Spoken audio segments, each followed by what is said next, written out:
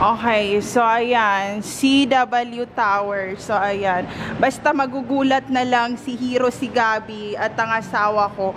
Magugulat yon, sasabihin sa akin, ba't ka na naman nandito sa pintuan, ganyan. Kasi dati yung lola ko, lagi ako naglayas na naman, may pinuntahan, tapos makikita na lang niya akong babalik, and then sasabihin niya sa akin, paano ka nakabalik? Sabi ko, bumalik ako. Syempre, sa airport ako dumaan, alam ka naman saan ako dadaan.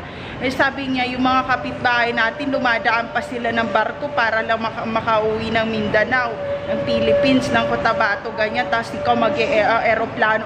Of course, bibili ako ticket. Meron akong dalang passport. Alam nga naman, gusto niyo akong mabulok sa kulungan?